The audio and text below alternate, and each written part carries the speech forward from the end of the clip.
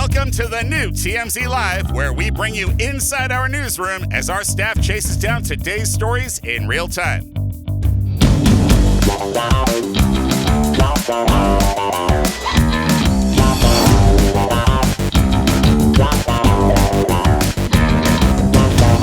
Welcome to TMZ Live. What a day it is for Swifties, and also really for Travis Kelce fans, because Taylor and Travis have come together in a way that I think, I'm not saying that they're definitely married already, but they might as well be. So she has announced her new album that is going to be coming out, The Life of a Showgirl, and she's going to make the official announcement on Travis and his brother Jason's New Heights podcast. Now that drops tomorrow, but they already put out a little teaser. They've clearly recorded the podcast already, and you get a little behind the scenes of Taylor and Travis sort of interacting.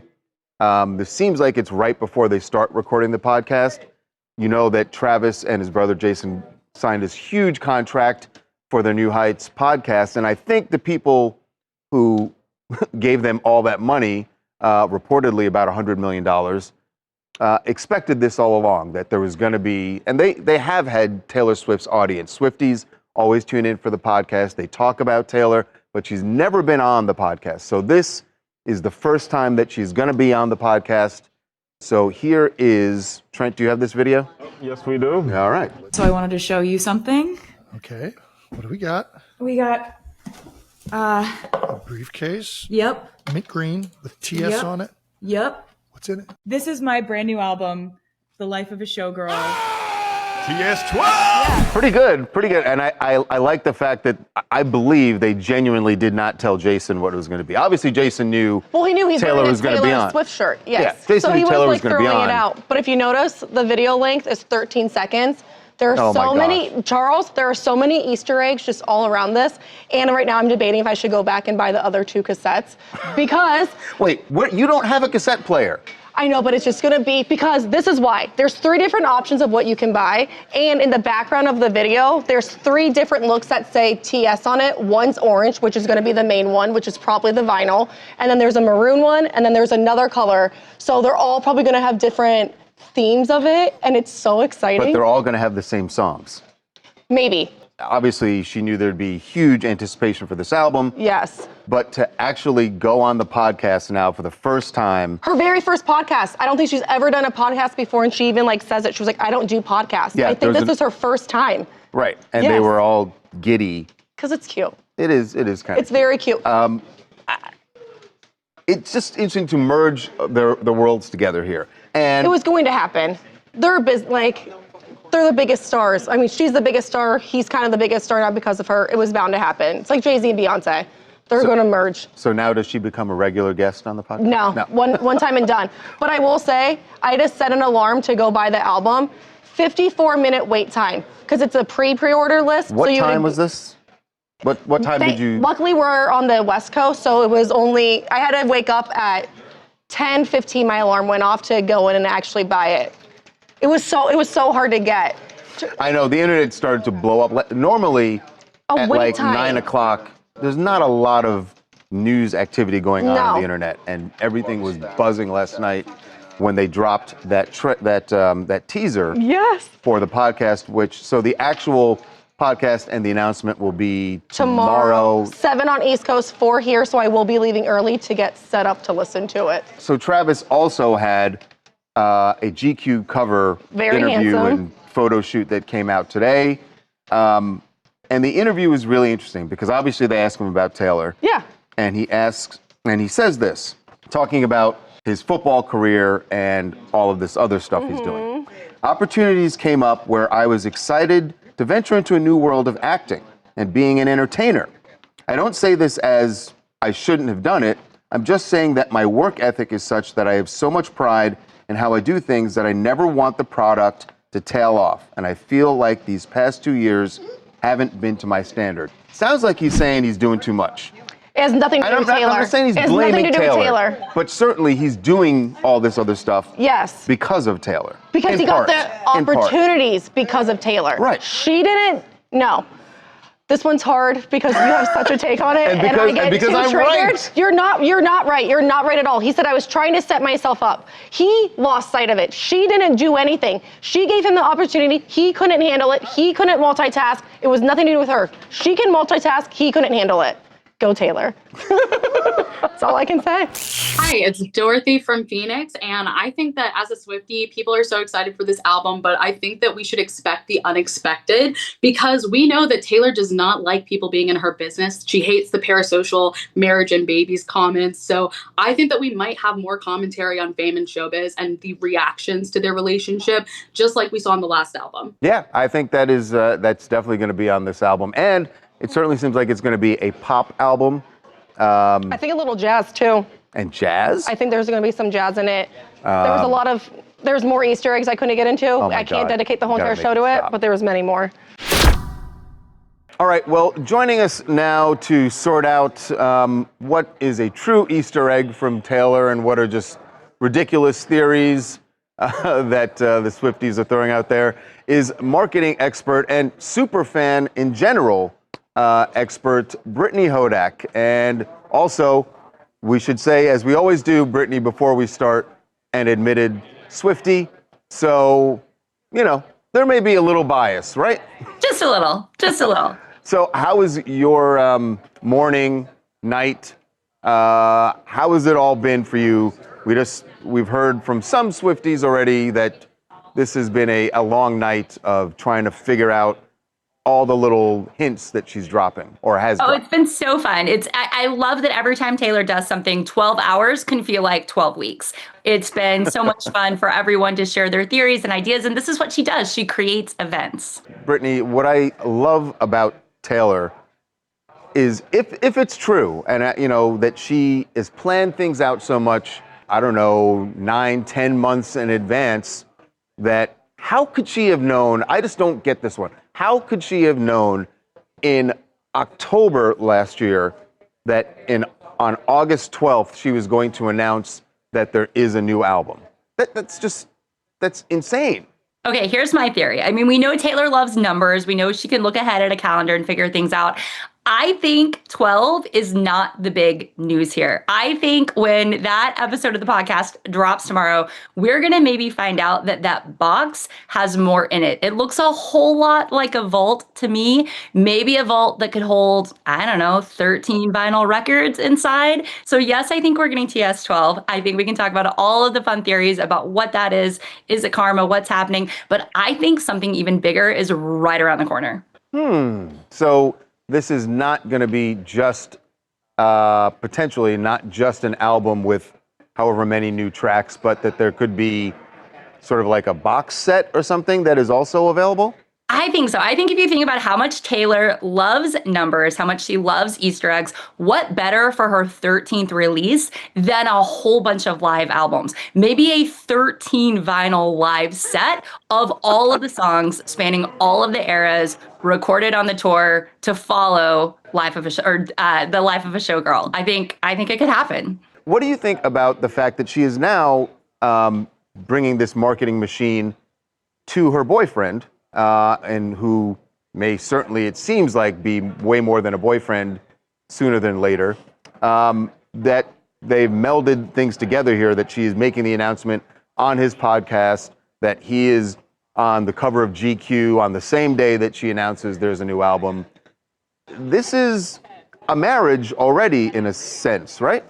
Yeah, you know, one of the reasons that I think everybody was so quick to ship Taylor and Travis is because he loves the spectacle as much as she does. He is a marketer at heart too. And I think what's so cool about the way that she's rolling this out is if you go back from Reputation forward, obviously there's been a hesitancy to do things in the media. She likes to control the narrative, to drop things on her own terms. And with New Heights, she's got this perfect sort of blend of the best of both worlds, where she can help control the narrative, but it does have huge instant media reach that isn't one of her quote unquote owned channels. Like, it's not something she's doing just on social. So I think it's brilliant. I think it's fun. I think they're having a great time with it and fans are having a great time with it. And so everybody wins. Is there going to be a tour?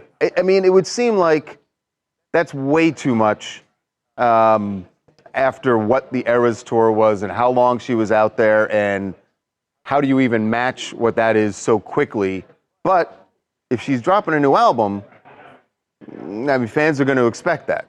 Okay, so here is more completely just like wild speculation of what I would like to see and what I think would happen. This is why I think bookending this with the era's like live set, whatever it is, all the vault recordings, everything coming out in a box set is such a perfect bookend. And then it buys her time to figure out what she wants to do next. But I think what she probably doesn't want to do is another world stadium tour right now, because whatever she does next is going to be compared to the biggest tour of all time that she just did. And so I think she's probably the marketing genius that she is, trying to think about, okay, how do I totally shift this? How do I do something that's a complete 180, nothing anybody would expect, which is why I think if she does put out 12, which I know all the theories of like, is it karma, is it not? And then the live thing, that buys her time to figure out how does she come up with something totally new. All right. I like your version of the plan. It makes sense. It does make sense. I know you're saying it's wild speculation, but it makes sense. Brittany, thanks so much for being with us. Appreciate it. Thanks, Charles. Coming up. We have put together a documentary that is airing tonight. It is called TMZ Presents The Real Hulk Hogan. And what you're going to see here is that the people who were closest to him in wrestling and out of it, talking about their feelings about the real Hulk Hogan. Here is just a little bit of what you're going to see on the documentary. Be right back. Welcome back to TMZ Live. When Hulk Hogan passed away, it was a difficult moment, I think, for a lot of people to process, because clearly Hulk Hogan, we know the icon he was in wrestling and outside of wrestling in so many different arenas. But there are also some major lows in Hulk Hogan's life that certainly people were reminded of when he passed away. So we have put together a documentary that is airing tonight on Fox, and it is called TMZ Presents The Real Hulk Hogan, airing at 8 o'clock, 7 Central. And what you're going to see here is exactly what I just described, that the people who were closest to him in wrestling and out of it, talking about their feelings about the real Hulk Hogan. Here is just a little bit of what you're going to see on the documentary. He was a pioneer. There was no one like him. Hulk was in a class of his own. He embodied professional wrestling, the first superstar to transcend our sport. There is no Mount Rushmore. There's Hogan. He had some big missteps in his life. Oh, it hurt. It hurt. Let me tell you something. A few months before he died, he made his final appearance, and he was booed. I was angry. He deserved much more.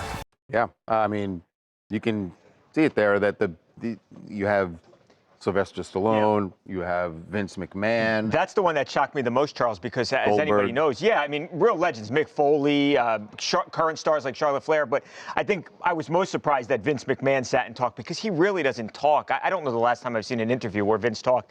I think it goes to show how important Hulk was to Vince. I mean, those guys.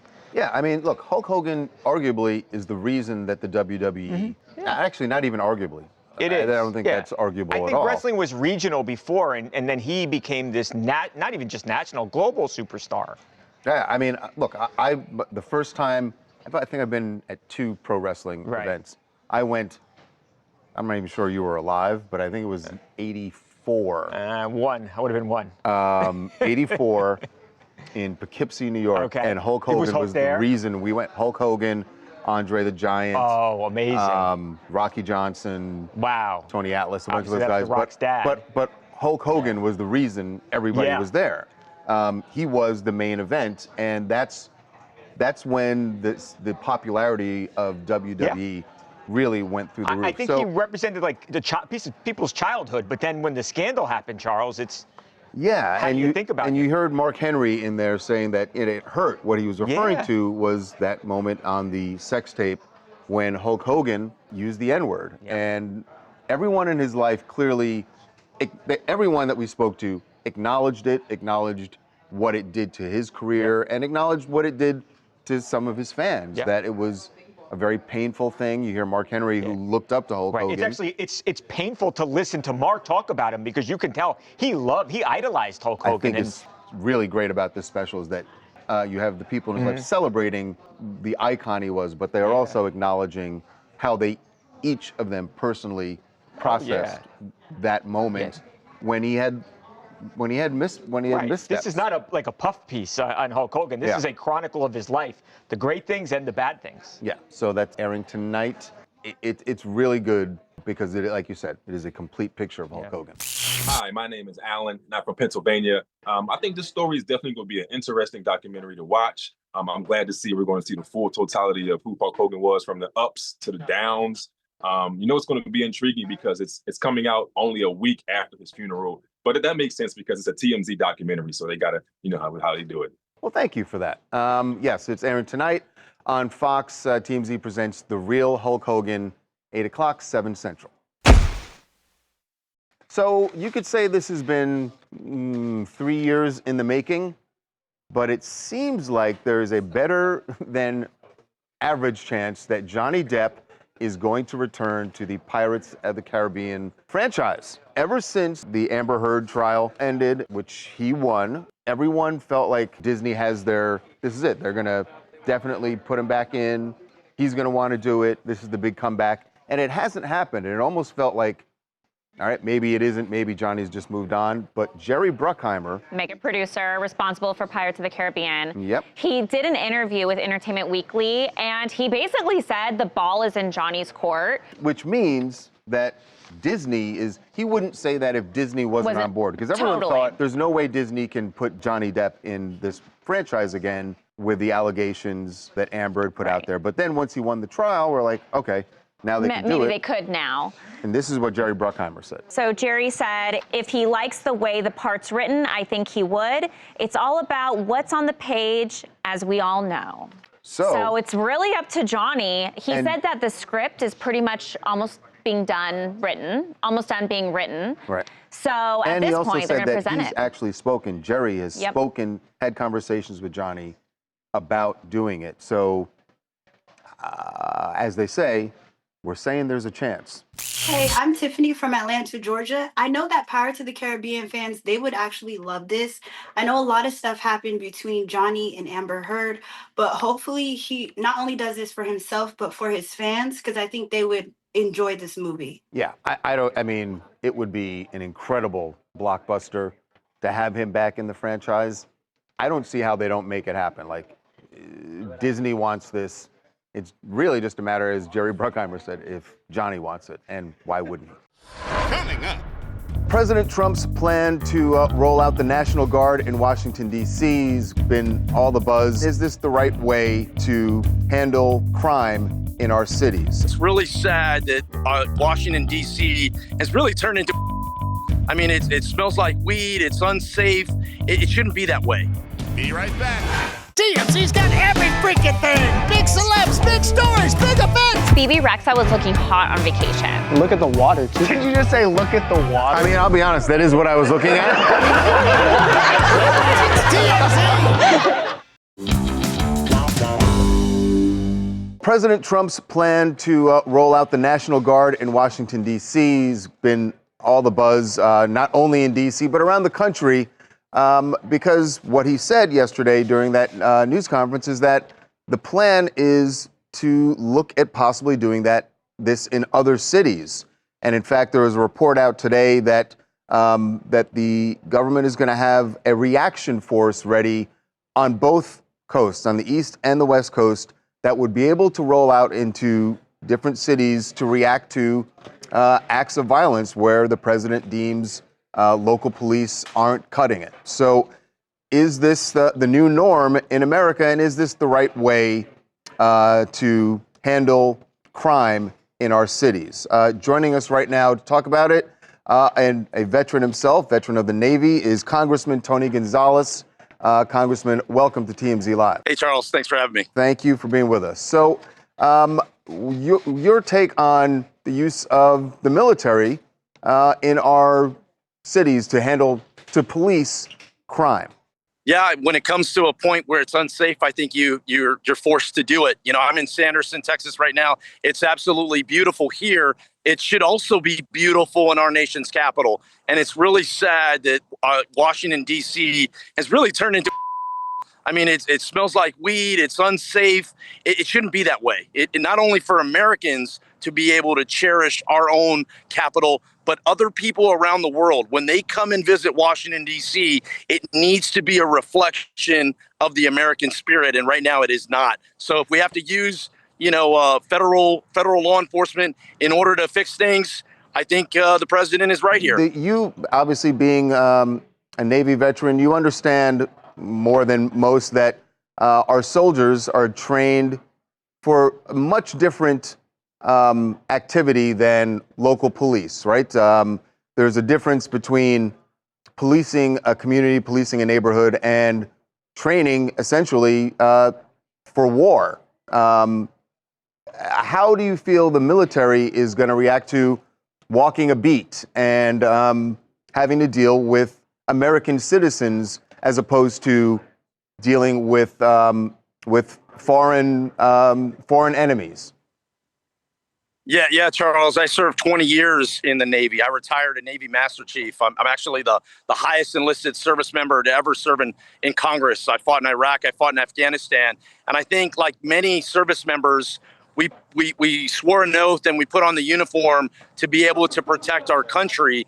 And for a lot of us, we thought that was going to be overseas. But what has happened is that's turned into home base. You know, here at home, people don't feel safe. So, the service members I talk to that are stationed along the border, like places in Terrell County and Brewster County and El Paso, that, they didn't think they were going to be stationed in these areas. They're very proud to do it. And their local communities are proud of it as well. But it's a balance. We got to make sure that we get back to having local municipalities take care of home base for us. So that way the federal government can get back to doing its job. See, Congressman, you just hit on something that I think there's an interesting distinction there, right? Having the military forces along the border seems more in line, at least, with their training, right? But now you are dealing with American citizens, which is, God forbid that there becomes a situation where there's a gunfight. The military clearly is far more, as they should be, better armed than the average American citizen. And I think this is part of the reason that there are people who feel uncomfortable with the military policing our neighborhoods. To that you say what? Because it is a difference from a local policeman that's patrolling a neighborhood. Yeah, I say, I'm safer out here in the desert in Texas than I am in Washington, D.C. And anyone who lives and works in our nation's capital feels the same way. I mean, my comms director had someone shot in her building this month. Everyone has a story. And so while it's not ideal that we have, federal law enforcement get involved, we have to get back to being safe. And I think we have to get back to cooperation, get back working together. But a big part of that is presence. I'll give you a local example that I think can resonate is here in West Texas, we were getting troops for the first time. And a lot of people were uncomfortable with that. And it's kind of a comical way, but they're going, hey, are they going to close the gate behind them? Because if they leave the gate open, my cows get out, right? Just whatever local issue it is. And what has happened is it's been a seamless transition and people have gotten basically feel safe again. And so they'd rather have a law enforcement or a soldier on their property near them than having a criminal or someone that's going to cause danger. I think that's where we need to get back to is presence. Let's snuff it out. Let's make these cities safe again. Let's make sure that these mayors and city councils get back to doing their work and not have an indefinite federal response. All right. Well, Congressman, thank you. But before we go, do you expect this to go beyond Washington, D.C.? There were certainly several other cities that the president mentioned. If you're a citizen, a law-abiding citizen in Oakland or Chicago or New York, Should you be expecting to see the Marines roll through? Well, I wasn't expecting them to see it in Washington, D.C., but I am grateful that they are doing it because I do feel unsafe there. Where and how this ends, I do not know, but I do want to see our country become safe again. And part of that is us realizing we have more in common than we don't. A big part of that is safety. Okay. Thank you so much for being with us, Congressman. Appreciate it. All right. Take care, man. Bye. Coming up.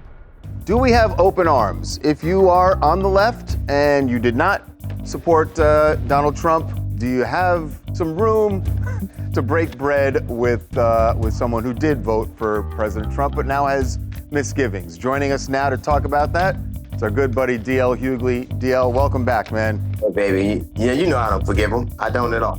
Be right back. Welcome back to TMZ Live. Jimmy Kimmel said something very interesting about President Trump. This was not the usual during one of his monologues, an attack on Trump. It was more about the president's supporters or people who have publicly supported him but now have some reservations. There are some statistics that say about 14% of Trump voters say they wish they could change their vote now, which they obviously can't. But listen to what Jimmy said to Sarah Silverman on her podcast. I think that there are a lot of people, like now you see like these clips of Joe Rogan saying, why is he doing this? He shouldn't be deporting people. And people go, you supported him, whatever. I don't buy into that. I don't believe the you supported him. Just like, I think everybody has to have the door needs to stay open. Well, that's my whole thing with the left. If you want to change your mind, that's so hard to do. If you want to admit you were wrong, that's so hard and so rare to do. And brave. You are welcome. Do we have open arms? If you are on the left and you did not support Donald Trump, do you have some room to break bread with someone who did vote for President Trump but now has misgivings? Joining us now to talk about that, it's our good buddy DL Hughley. DL, welcome back, man. Hey, baby. Yeah, you know I don't forgive him. I don't at all.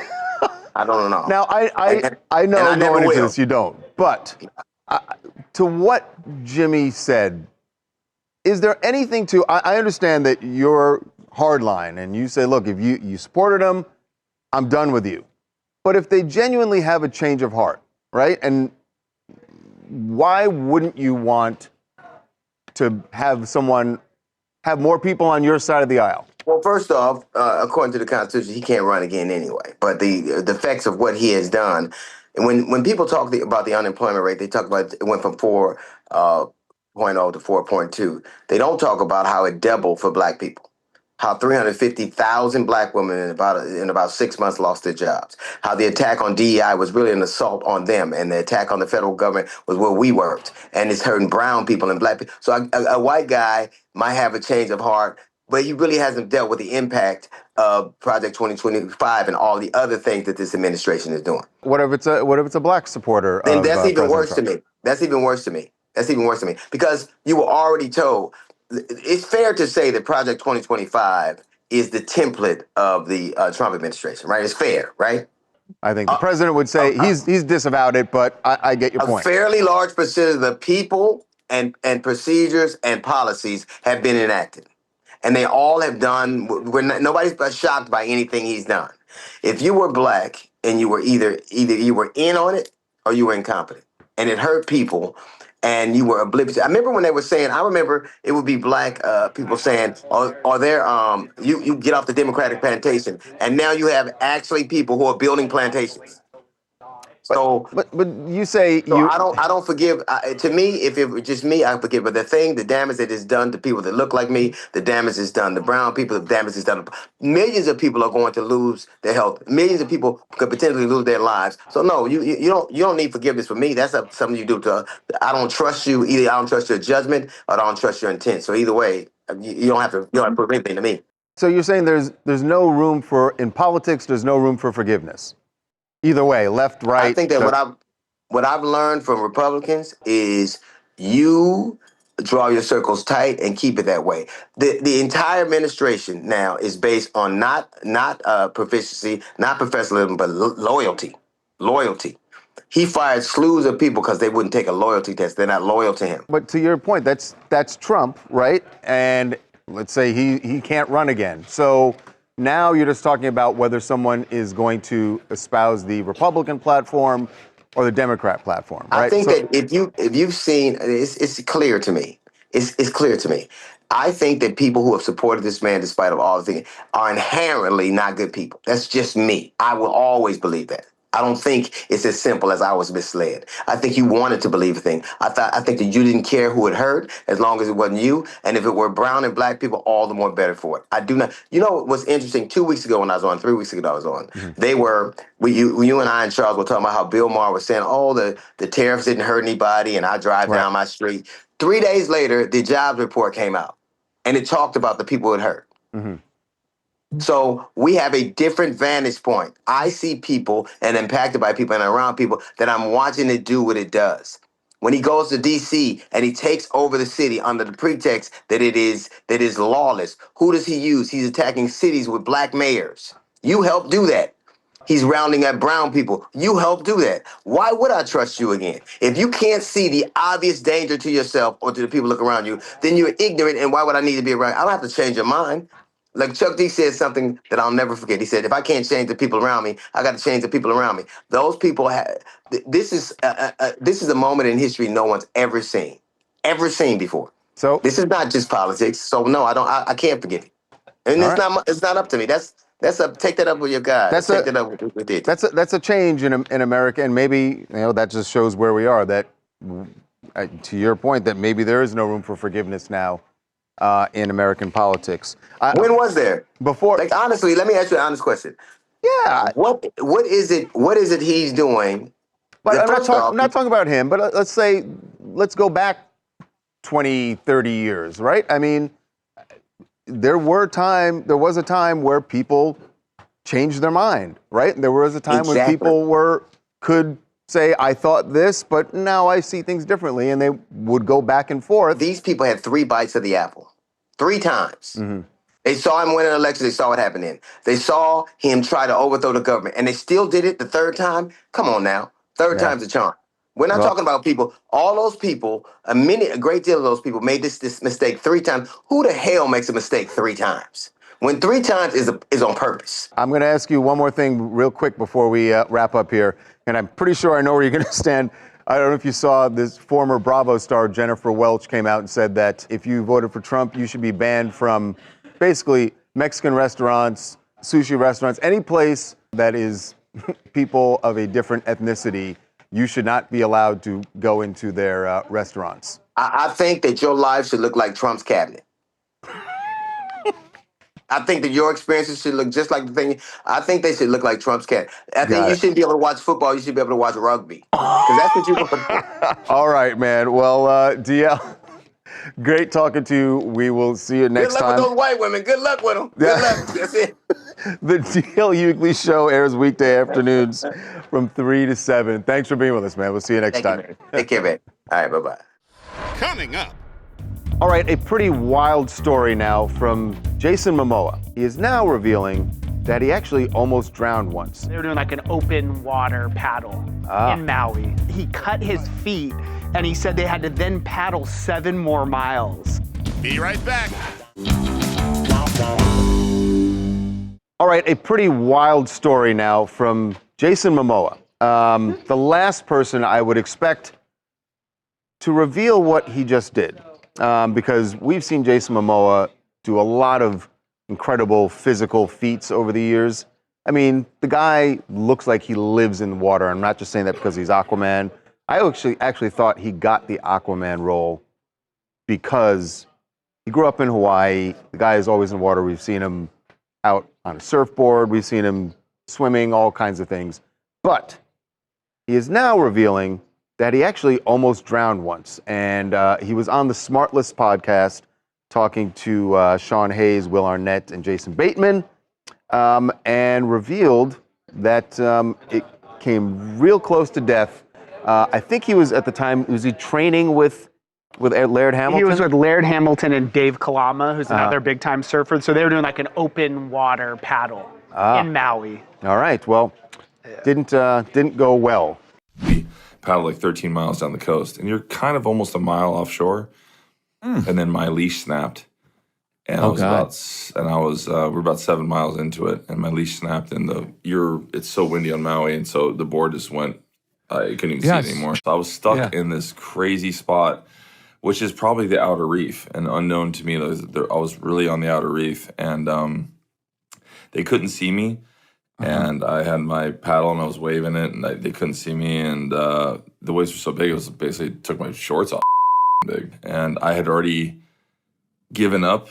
My body stopped, like I couldn't move my arms anymore. And I bubbled down, and then my toe hit the outer reef. Like I literally gave up. I used to smoke, and I used to smoke like 2-3 packs a day. I'd roll on the couch. I couldn't stop for my kids. Couldn't stop for my ex. I couldn't stop smoking. And the moment I came out, I never smoked again. Like I just died. Like I tried and tried, but like I couldn't do it again because I gave up. Like I gave up my life. Pretty good reason to give up cigarettes. In the full clip, he explains that Laird Hamilton actually was the one who saved him. I was going to say, how did they get him out? Laird found him and had his board, and they found Jason, got him up on his board. He said that because he was going down under the ocean and it was coral, he was trying to jump back up. So he cut his feet, and he said they had to then paddle 7 more miles. To finish the thing, and he was like bleeding on his foot. I mean, lucky to be alive. Also not great because then sharks. Yeah, especially in Maui. Casey from Kentucky. I think it's ironic how Jason Momoa starred as Aquaman but nearly drowned in real life. As someone who's been through a near-death experience like myself, I can definitely say it changed your perspective. And based on his ability to break bad habits like smoking cigarettes after this, I think it definitely is evidence that he's changed his outlook on life in a better way. And I hope he gets right with God. Yeah, there are easier ways, I would think, to break the smoking habit, but if that's what it takes, it worked for Jason Momoa. So we just have a quick update for you. Yesterday we told you about Kratom, this supplement that you see very frequently in gas station, convenience stores. It's supposed to be like an energy pickup, but there are concerns from the public and also from the government that this may be an addictive substance. We spoke to a woman named Jasmine who was talking about the fact that she says she was addicted to this substance and she was getting it through a product called Feel Free. So the makers of Feel Free contacted us and they wanted to make it clear that their product does not contain the ingredient at the center of the FDA concerns. The FDA, they say, is concerned about products like Kratom that use synthetic ingredients. And they want to make it clear that their product, Feel Free, is comprised of natural whole leaf kratom and of noble kava root infused in water. So the point is their product doesn't have the thing that is possibly addictive. They process it differently. So that is Feel Free's side of the story. Coming up. Some potential legal trouble for Shohei Ohtani, now facing an allegation that he screwed over someone in a $240 million real estate deal. Be right back.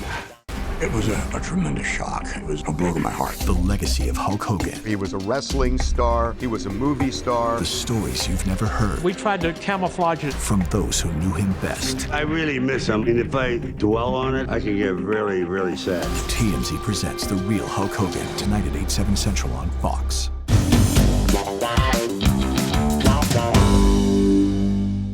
Well, some potential legal trouble for Shohei Ohtani, the Dodgers superstar. I shouldn't say just Dodgers. He's kind of like a worldwide superstar. Now facing an allegation that he screwed over someone in a $240 million real estate deal.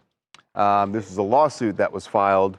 And remember, everybody remembers what happened with his translator and that federal case. The translator was in the wrong. Shohei was completely absolved of any wrongdoing in that one, but this one, at least the allegation is, he was very much in on this deal. Yeah, it's actually kind of similar because the two plaintiffs in the case, Kevin Hayes Sr. and Tomoko Matsumoto, they're real estate moguls in Hawaii, and they are alleging they had this, like you said, $240 million real estate deal where they're building luxury properties on the Big Island, and they brought in Shohei to kind of endorse it, to promote it.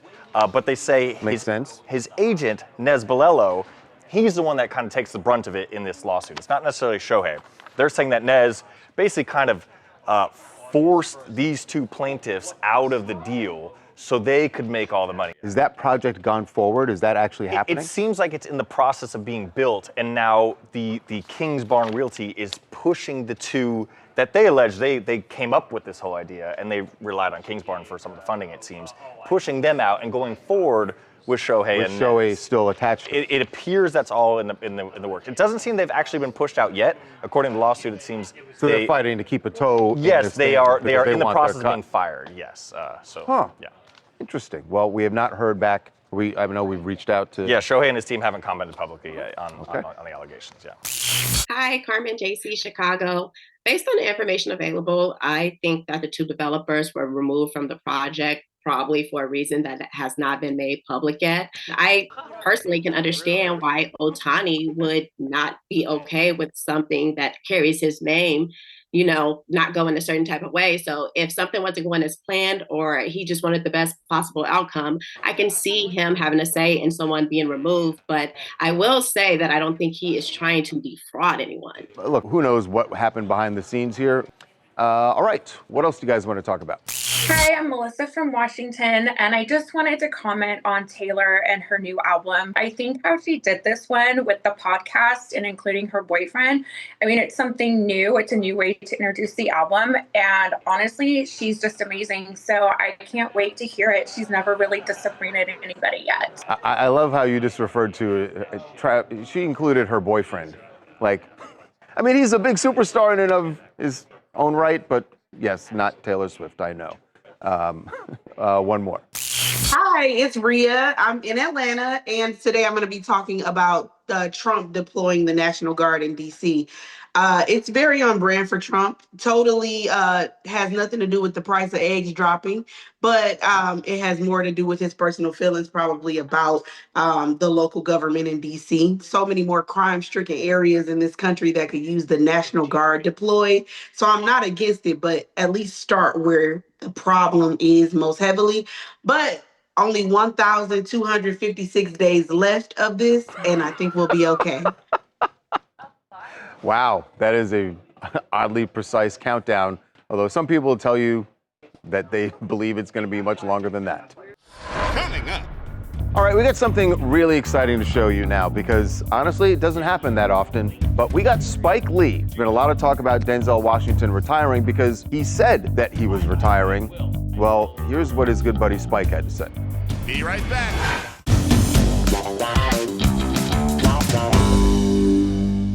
All right, we got something really exciting to show you now because honestly, it doesn't happen that often. But we got Spike Lee. He was in New York for the Highest to Lowest premiere, his new movie starring Denzel Washington. And we actually talked to Spike. We try to talk to Spike all the time. He doesn't frequently speak back, but he wanted to talk about this. There's been a lot of talk about Denzel Washington retiring. Here's what his good buddy Spike had to say. So, Mr. Lee, we have to ask you, how is it working with, Denzel towards the end of his career? A lot of people talking about a retirement. Denzel's not at the end of his career. So there's more to come? A lot more. Oh, yeah. Sure enough. Would that be with you, or? I hope so. Sure enough, Spike Lee and Denzel are like this. And if Spike says there's more to come, I would be inclined to think there is, although I don't know how Denzel's going to feel about that quote. We certainly hope there's more Denzel and more Spike. And that is going to do it for us. We will see you tomorrow.